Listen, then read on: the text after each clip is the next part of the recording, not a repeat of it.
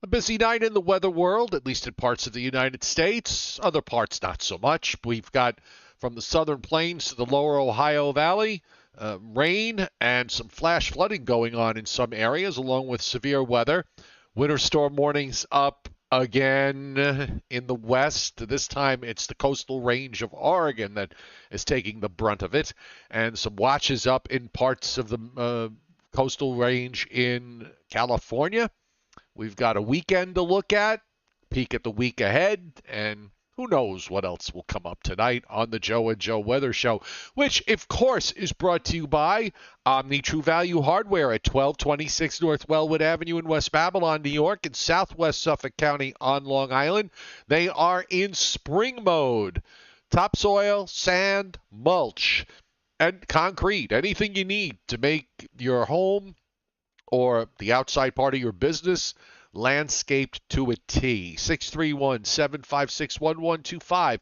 The best prices anywhere. The website is OmniTrueValue.com. Hey, Joe. I don't know. Hey, Joe. You're a little too far south for this. Here in the Northeast, cloud-filled skies, ugly or ominous conditions right now. And that, of course, is depriving us of one of nature's great shows. It's been going on through the course of the day and continues now into the evening. I just got a bulletin from the Solar Geophysical Laboratory in Boulder, Colorado, that we have a major geomagnetic storm that has been going on. And if it were dark enough, it is potent enough so that it would be visible at least as far south as New York, maybe even further south. But again, we're not seeing anything because it's cloudy. Once again, these things only happen when it's cloudy. Yes, it does. Yeah, it does. It really does. It's uncanny how that happens over and over again. By the way, we should wish a big happy birthday to one of our regulars on the chat board, Johnny Quest, who waves his flag at the about 3,500 feet up in the northwest Virginia mountains. So a major happy birthday to Johnny Quest. Happy birthday, Johnny. And Johnny's one of the moderators on the chat board, so everybody better behave themselves, or he may just remove you from the channel. So welcome, everybody, tonight to the Joe and Joe Weather Show. Both those of you who are on the chat board right now, and those of you who are not, just lurking in the background, hit the subscribe button. You can participate in the conversation. We'd love to have your questions and comments. The Joe and Joe Weather Show is on Monday through Thursday at 7:35 p.m. and Sundays at 11 a.m. Fridays and Saturdays we are off unless there's a storm. And Joe, we will also be off this Sunday as it's a road day for me. So no show, folks, this Sunday. We'll be back on Monday after tonight. But it doesn't really matter too much, as the weather does look fairly quiet once we get through this next weather system that is going to come up for later Friday night and the first part of Saturday. See, now what you've been mentioning about gloom and doom. Now we're getting into this time of the year where what we're going to see are storms, potentially exciting storms had they occurred in January or February. But now that it's so late in the season, what we're going to end up with is nothing more than clouds and probably, in all likelihood, a chilly rain. North of I-84 in the Hudson Valley, you might get some wet snow or sleet, but it's not really all that promising for any kind of a significant winter event. But that's what happens usually at this time of the year, Joe. Right. And as I said also a day or two ago, the weather for Saturday in particular, indifferent. The weather doesn't care how you feel. The weather doesn't really. All it is going to be is just a lot of clouds, unseasonably chilly temperatures, and some on and off periods of rain. A great day for you to just sit at home, look out the window, or read a book or something. But that's pretty much going to be the story on Saturday. Yeah, I kind of think that the cold front that's coming through tonight is going to stall in Virginia, then come back up as a warm front as a storm goes to the lakes. But and I think the warm front maybe gets to 195 in New Jersey, barely. So yeah, north and east of there, it's going to be as you described. South and west of there might be a little bit of a different story, although it's not, I don't think it's going to shoot up temperature-wise much, except if you get down, say, to Delaware and Maryland and Virginia. That's probably where you'll see, temperatures shoot up and maybe not really a gloom and doom type day in those areas. But yeah, we're going to be stuck. And for snow lovers, there's a lot of late season skiers that want to get one last run or two in. The best place really to go is go to central and central and northern Vermont, central and northern New Hampshire, and central and northern Maine, because that's the only places that are going to see snow, accumulating snow out of this. And if you really, I know somebody's going snowmobiling up in northern Maine, and that's the one spot that might wind up with a 6 to 12 inch snowfall. But that's because it's northern Maine, so it would wind up with a 6 to 12 inch snowfall. Well, the high pressure is now over Minnesota, and somebody just on the chat board, I didn't catch the name, but it's in Minnesota, asking about the aurora. Most definitely, after it gets dark, you should really try and see if you can see it, because it has been visible from Montana, the Dakotas, and yeah. It was visible in Montana just before sunrise. Then the sun came up, and that was it. And everybody thought, well, it'll go on for a little bit, and then it'll die out during the afternoon. But I just got a bulletin from the Space Environment Laboratory that it's back. It's going on again. So as soon as the sun sets and it gets dark in Minnesota, I certainly would take a look. High pressure is directly over you right now, and that high is going to build over the next 24 hours, eventually cresting over upstate New York and into New England. And that it's going to be interesting tomorrow, Joe, because most of New York State, most of New England will be under pristine blue sunny skies tomorrow. Closer to the front, which will by mid-afternoon tomorrow will be draped across northern Virginia and off the mid-Atlantic coast. There will be clouds. There'll also be maybe a little bit of precipitation, a little shower activity into South Jersey. New York City, we're right on the line between really dull and dank and dreary to the south and beautifully clear to the north. So if you're not doing anything tomorrow, and if you have the day off, get in the car and go up I-87 maybe, and just take in all that sunshine that's available to you, because it ain't going to be there on Saturday. That's for sure. Well, maybe the next time. Either that, or you could always try to find a live cam someplace that's got a open view of the sky, maybe on the top of some mountain or something. Well, what the heck? It's another example of Mother Nature biting us, just like my dog likes to bite. Okay. Well, on that particular note, we will now move our way to what's going on tonight, shall we? Surely. Oh, good Lord. Okay, so we've got flood watches up for the lower Ohio Valley. You see them stretching there from northern West Virginia and cutting the state of Ohio in half, going all the way southwest across Missouri, northern Arkansas, back into Oklahoma, and from north central small part of north central Texas, northeastward through Oklahoma, northwestern Arkansas, and southwest Missouri. We've got severe thunderstorm watches up, along with a bunch of the dark reds there. Those are all flash flood warnings that are posted, and this is something that was advertised by SPC and also WPC regarding this over the last couple of days. Of course, where else would you find winter storm warnings but in the West? And we've got a bunch of them in Oregon, especially in the coastal ranges. In southern Montana, winter storm watches are up for northern Wyoming. We have warnings extending down into parts of north central Utah. We have winter storm watches up also for some of the coastal ranges in California, as well as some of the interior ranges in northern California, the northern half of California. Nothing much going on in the south.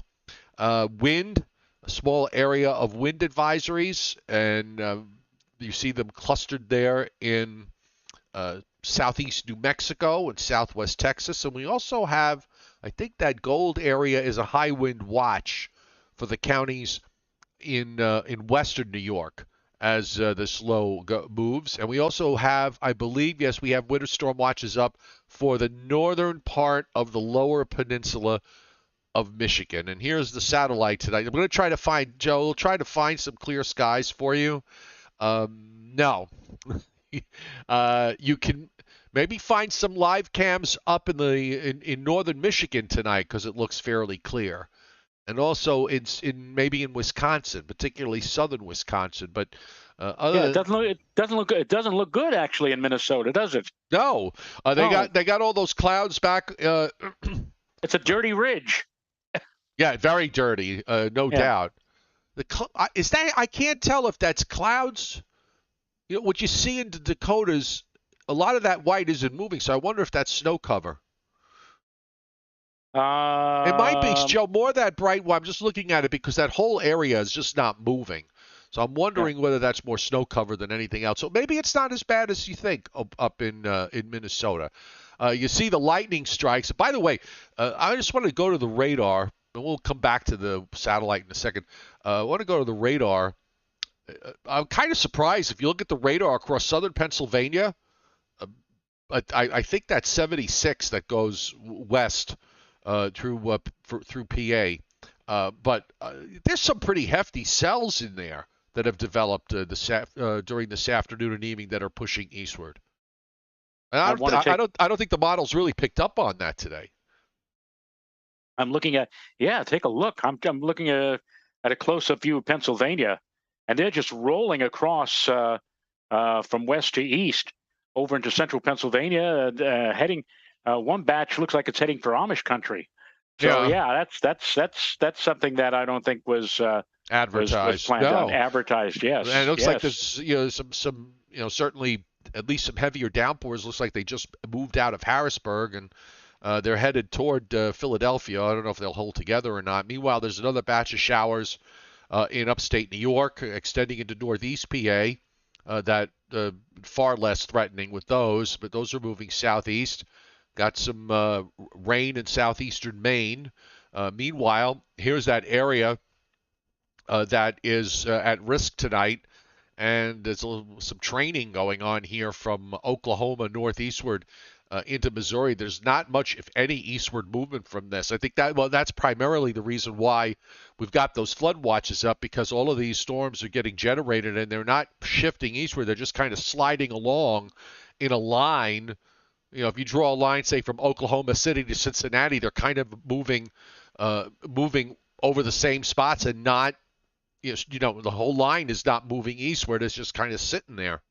Yeah, and you could get a lot of water very quickly from that type of a setup. That's for sure. Yeah. Meanwhile, in the west, we've got a whole bunch of scattered areas or patchy areas of snow in Nevada and Utah and Colorado and northern Arizona, and they got a big area of rain and snow that has moved into northern California and into southern Oregon, also into northern Oregon and northwestern Oregon and the western part of Washington State. And as I said, let's go back to the satellite, and you can take a look, and you can still see there's a big swirl somewhere out there. If the thing would move. There you go. I don't know, something's slow tonight. It goes. Not moving very fast. But yeah, there's all that Pacific moisture just continues to pour on in non-stop. They're going to get a break for a little while there. They've got a couple of other systems to deal with down the road. WPC tonight, we can look at I'm going to go to the 1, 2, 3. So let's go to the 1 to 3 day rainfall. And in that area from Oklahoma to West Virginia, the whole area where they've got the flood watches, we're seeing 1.5 to some places in that orangish area. Let's see, I'm going to go through the reds. That looks like it's somewhere between 4 and 5 inches in that orange, if I'm reading the colors right, which is not an easy thing to do. 2.5, 3, 4. Yeah, it's just probably the 4. So that looks like a 4-inch area there in southeast Missouri, southern Illinois, and into southwestern Indiana. Meanwhile, only up to about a half an inch is being indicated from eastern Pennsylvania to southern New England, and a quarter to a half an inch through New England. Amounts have really gotten cut back a little bit from this next system, since it's tracking so far to the west. And on the 7-day rainfall amounts, let's throw in the fact that across the south and southeast, we've got 1.5 inches plus. And you see on the west coast, the liquid precip amounts, several to many inches in the Sierra Nevadas, several to many inches in the coastal ranges of California from San Francisco northward into southern Oregon. Then it kind of tails off a little bit as you go further north. And also an ample amount of precip, 3/4 of an inch to 1.5 inches in the central and northern Rockies. So a lot going on, but just kind of spread in some sense. It's all sort of next 7 days. It seems to be just kind of spread out across the country. It doesn't mean, obviously, that we're going to see continuous rains for the whole 7 days, but some places getting hit harder than others. This is, you get into these spring months, Joe. This is when you can get into a lot of trouble when it comes to rain and flash flooding. The thing that over the next 7 days, 7 to 10 days, if you will, the thing that I've noticed is that the ridge, the big high pressure ridge that's over the southeastern states, seems to want to flex its muscle just as a upper level trough, a shortwave, approaches from the west. And because of the fact that it is becoming so prevalent, let's say along the Atlantic seaboard, the trough, the shortwave, is forced to shear off and go off to the north and west through the Great Lakes. So, I mean, for those of you who are hoping and praying that maybe one last time we have a shot at some kind of a system, let's say developing off the mid-Atlantic coast and moving south and east and bringing us some frozen precipitation associated with some colder air dropping. It ain't happening. No. It can't because, again, because of that ridge, all these systems, and there are about 2 or 3 of them in the next week or 10 days that will approach from the west coast, and you'll hear about them because every time they're hitting the west coast, they seem to be letting go over California for the most part. But then they kind of rise up and shear off and move through the Great Lakes. We're on the warm side of things, so we get showers, we get milder temperatures, and that's about all. And the clock continues to tick down. And Joe, I know you've already said the fat lady is sung. Yeah, I can't get worked up over stuff now. That this time of year, we're almost to the end of the month. Excuse me, in the beginning of April. First of all, even if you have a good setup, particularly in the coastal part of the Northeast, it's got to snow at night. If it snows in the daytime, nothing's happening. Okay, right? I can't envision, considering the fact that we only had those 2 Arctic blasts that lasted for all of 5 minutes. Maybe the one around Christmas lasted for 10 minutes. But we had those 2 Arctic blasts. I can't and this time of year, you get a really quality Arctic air mass to come down. It still means, because when your average high is 56, it still means you'll get temperatures that'll maybe top out in the low 40s. It's not like January or February where you be in the 20s all day, or the teens, upper teens and low 20s. So you don't have that. So either you better have elevation of 1,000 feet or higher, or or it's got to fall at night. And I can't sit here and I'm no hero. I'm not going to sit here and say that there's something going on in the long range that suggests that even something remotely close to that might happen. It's just I just don't see it. Rosemary on the chat board, Rosemary, I should say, Osborne, pointing out that in one of those intense cells of precipitation, those thunderstorms we just saw a few minutes ago, hail reported in Pittsburgh. So not Really? bad. Yeah. Well, we'll see what SPC has to say about this. Brandon Doherty hit Super Chat tonight, and thank you, Brandon. And Johnny Quest sharing some of his birthday presents with us. Thank you, Johnny, for hitting Super Chat. Happy birthday to you. So, by the way, I put up, this is WPC's flash flood risk forecast, and they have a moderate risk of flash flooding in that area from northeastern Oklahoma, southwestern Missouri, northwestern Arkansas, and the marginal risk goes all the way up into Pennsylvania. So this is through Friday morning.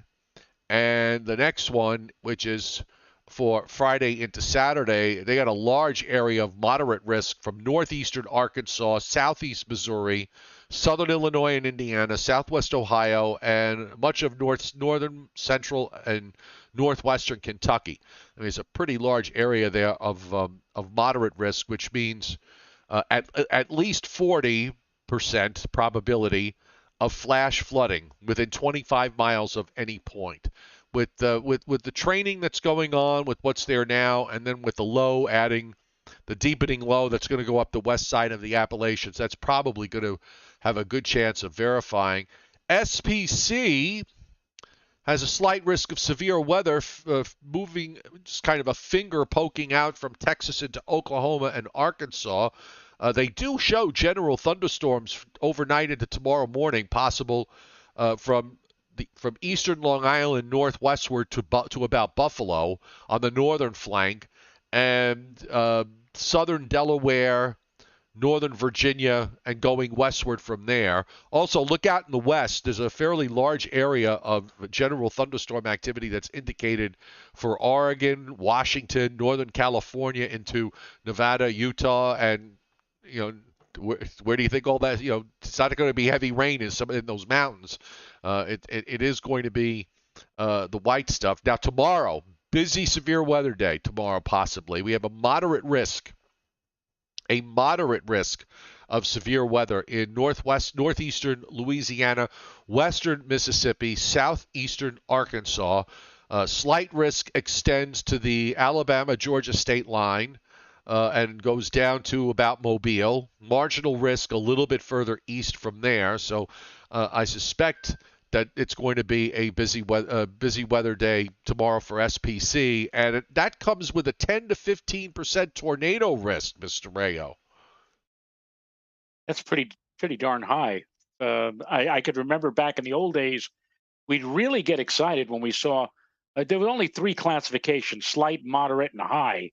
And now, of course, they've broken it up now into innumerable different categories. But still, moderate and a 10 to 15% chance of tornadic activity. That's bad news. I mean, if I had a house living in that zone, Joe, I'd be very, very concerned tonight as to what the elements are going to be bringing.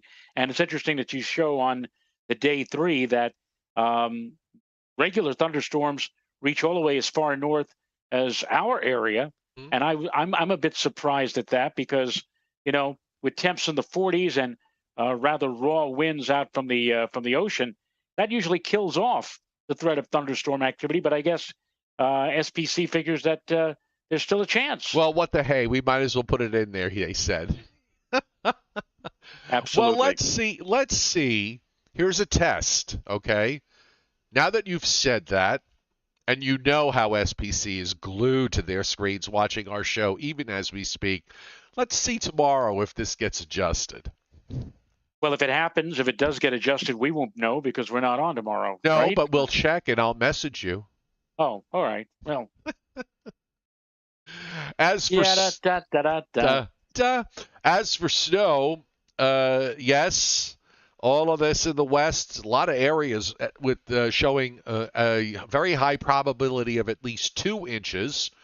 And if we change it to the probability for at least 8, also in the Cascades, and a fairly large area in southern Montana, northwestern Wyoming, southeastern Idaho, into north central Utah, showing a fairly large area.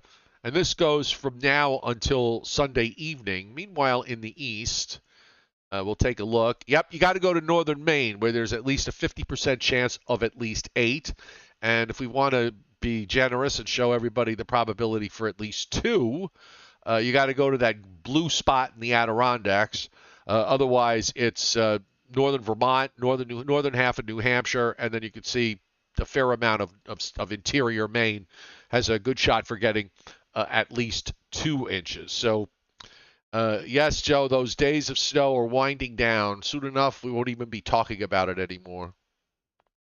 Why do I think that we're going to have snow on the 9th of May again this year? No, God, I hope not.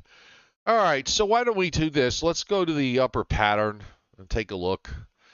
I'll bring up the 500 here, and again, the thing that strikes me is how it just day after day, week after week, and month after month, it just it's been so unrelenting. This is going on pretty much since just after Christmas, and every time is even a slightest hint, even if the upper air pattern, Joe, changes in the east, it never really changed in the west.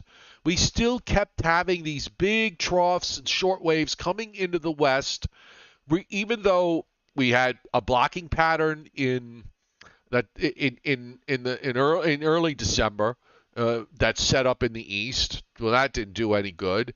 And even in March, when the polar vortex broke down and we had a blocking pattern that developed at the end of February and the beginning of March, that didn't really change it. The West just stayed the same through all of this. Yeah. I can't disagree. It's remarkable to me.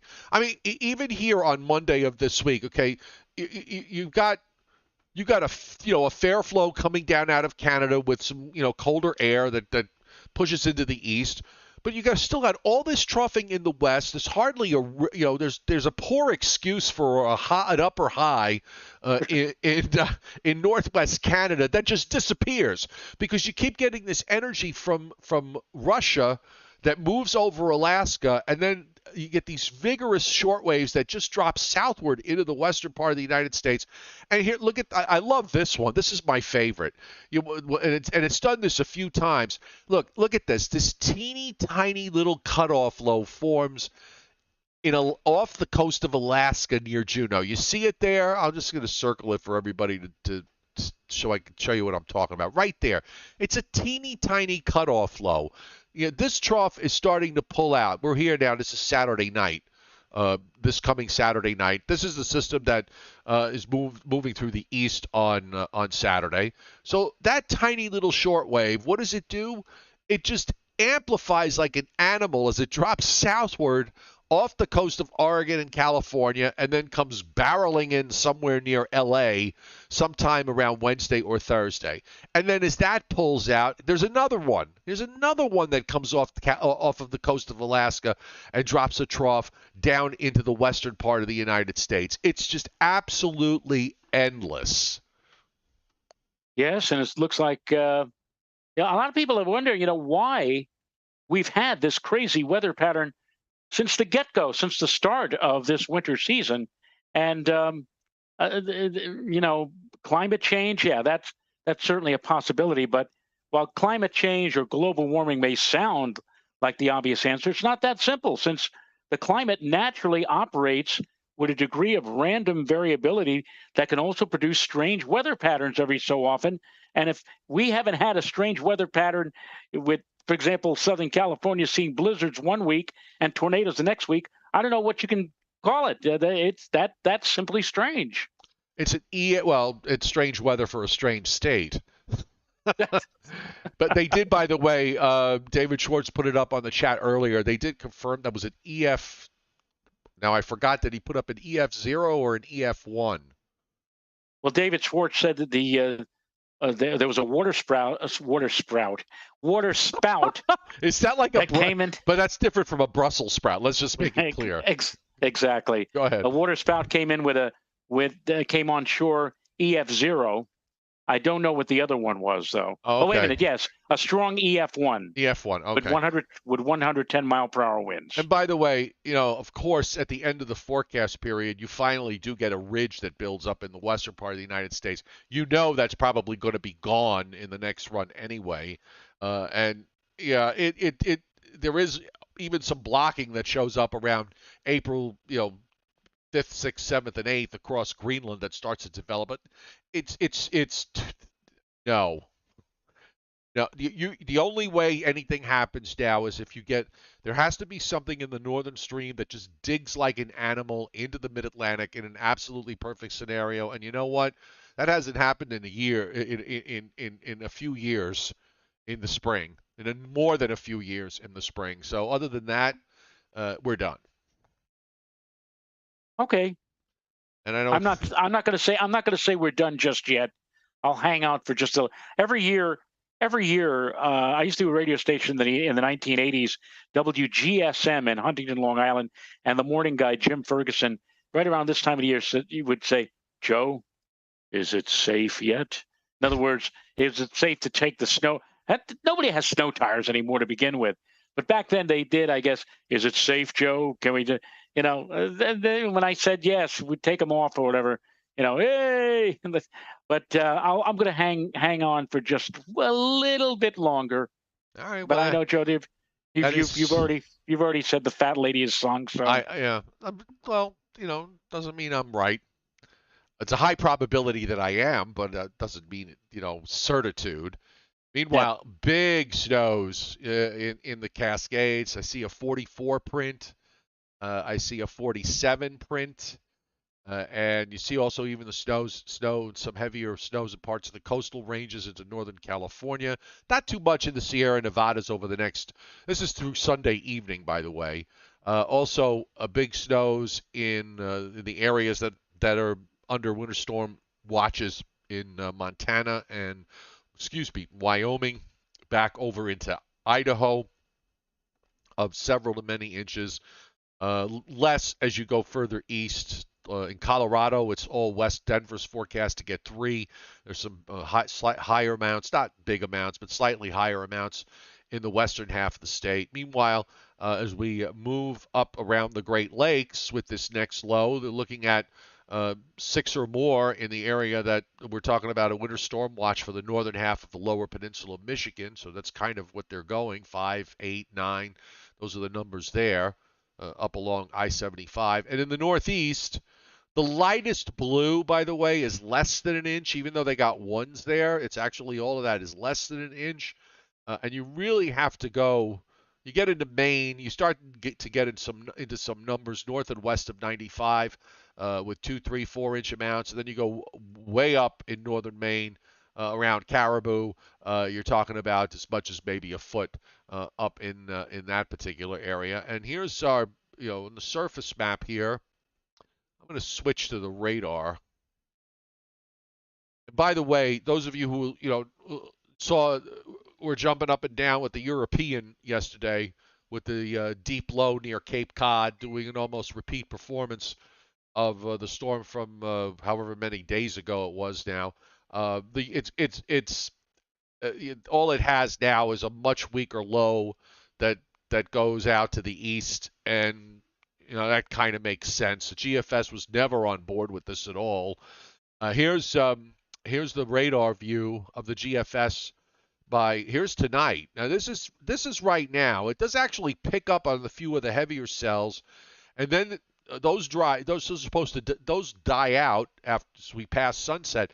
And then there's a little batch that moves across southern PA, northern Virginia into Maryland, Delaware, maybe clips southern New Jersey tomorrow morning. So that's where the cold front is. And then all that just kind of moves away. And here's your low that starts to form in southern Oklahoma, right on the Texas state line. You still have all that rain training into the lower Ohio Valley. Severe weather breaking out. You see it there tomorrow night. With a low in southern Illinois. You got some big cells down into northeast Louisiana. And then here comes the rain. As you said, Joe, north of 84 probably starts as a little sleet or snow. You got a wrapped up low there in northern Indiana that goes over Lake Huron. Then that moves away. Sunday, the better of the 2 weekend days, correct? Yes, most definitely. I mean, I mean, you can't get any worse than what we're going to see on Saturday. Anything would be better than Saturday, and Sunday will be a lot better, at least a lot brighter. Yeah. In the west, you've got these waves of moisture coming in, so you see these areas of snow. They come and go, they peak, they weaken, they reform. Meanwhile, as we move into early next week, there is a little breakaway disturbance from some western energy that moves over Iowa. This is Sunday morning. There's a little low there that moves east, and you can see there's a low that forms near southeastern Virginia come Monday morning. A little patchy rain there Monday afternoon and evening. There is a low that forms out offshore and goes away. There's nothing being indicated for Tuesday and Wednesday, which is where some of the models were yesterday. Instead, now you've got a high in Virginia that's moving off the Mid-Atlantic coast. So much for that. And if this is right, that means another cold front this time next week. And while that's going on, you'll see I'll roll it back to Tuesday morning with a big low off the coast of California that comes smashing in there into Southern California. You see the heavy rain and snow there. You know, that starts to translate into the Rockies, and you get some kind of deep low there, an 86 low, which by the time we get to April Fool's Day, which is next Saturday, you have a deep low that's going up into northern Wisconsin, and then it'll go another cold front. I mean, there's nothing here. There's nothing here that indicates even a remote chance of anything from the standpoint of the white stuff. Yeah. Goodbye. Goodbye. Goodbye, snow. Well, what are you Yeah. gonna? What are you gonna? Remember when it was back in December, and the pattern was so terrible, and at least then we were able to say we still have a whole number of days. We've got weeks to go. The season has just begun, and now here we are at the end. Months became weeks, weeks became Became days, days days. became And, now they've become hours. Just what are you gonna do? one of my What are you gonna do? one What are of you my gonna do when the rent comes due? Rufus Raftus Johnson Brown. one of my Anyway, one of my snow removal guys messaged me today. He said it better not be like this next winter. I said, well, worst comes to worst. The best you can say it can't possibly be any worse than this. I mean, even if next winter pitched a complete shutout, okay? yeah, I mean, yes. how much different is that from what we've experienced this winter? None. No difference. No Well, difference. I think I've said this before. Winters like this, where we get a paucity of snow, at least in the northeastern United States, or at least in the I-95 corridor, we always come roaring back the following winter. It has always turned out that way, and it probably will turn out next year, especially since next year's an El Nino year. Now, normally with El Ninos, we're in the. It's kind of like the pattern that we're into right now, where the West Coast gets slammed with heavy rains, and we see milder temperatures. Well, it depends though. It's not a clear-cut automatic. What kind of El Nino is it? I mean, Is it a is weak El weak? Nino? Is it Yeah, moderate? Is it right. strong? Is it east west? Is it east base or is it central or is it west base? Also, you've got the what's it going to look like up in the polar region. So you're going to have a wrapped up polar vortex to keep all the cold air up there, or are you going to have a weak polar vortex that's splitting from time to time? I mean, these are all questions that none of us can answer, obviously. But we do have what at least you can hang your hope on the fact too. And Dave Tyler has pointed it out when he was on a couple of Sundays ago that. In years where we've gone from a La Nina immediately to an El Nino, okay? In those years, in the winters that followed, every single one of them, there was half a dozen that he rattled off. Every single one of them was a winter that was at below normal temperature-wise in the eastern part of the United States. So you can hang your hat on that. Otherwise, the rest of it is just a dice roll anyway. Well, as you just said a few moments ago, it can't get any worse than what we've had, at least for the winter weather and snow lovers. Although, ironically, Joe, in this lack of any snow and cold, this was the winter that will go down in the record books as the winter where they set the all-time wind chill record at the top of Mount Washington, where they had near record snows in Buffalo. But of course, that came at the not even at the beginning. It came before the beginning of the season, right. Well, back in November. They had two of them. They had two of those this winter. Yes. Yes. Look, I'll just say this: if you want to, if since you threw climate change into the conversation, and we've seen this really unusual pattern in the West that set up this year with this sort of unrelenting one after another after another after another. You can make the case that you can certainly say that okay, it's in the West this year, but there's going to be a year where it's in the East, and somebody's going to be sitting in an unrelenting winter pattern. Okay, no one's going to get 70 feet of snow or whatever it is they got out in California, but my point is that winters in the East have not gone away. They've not disappeared, and we've seen this before. This movie has played numerous times before in the last 40, 50 years, or probably going back more like 100 plus years. We'll get a winter back, and probably sooner rather than later. Jason Schaefer says I cocked the season with less than 2 inches. He what? Wait, I'm not even gonna. Clocked. I'm sure he. A clock. Yeah, Jason. Yeah. Jason, watch your consonants. Okay. You have to be careful what letters you leave out, because they could how shall we say, give a different perspective to what you might be trying to tell us. But he meant clocked. Yeah. Well. I know Jason. So it was surely an accident. The L key. Fix your L key on your keyboard. So are we? I don't think I have a Briller Jeopardy tonight. I was going to ask if I could cut out, because I hear. Yeah, you've got stuff. I hear my mongrel upstairs, and he's literally howling.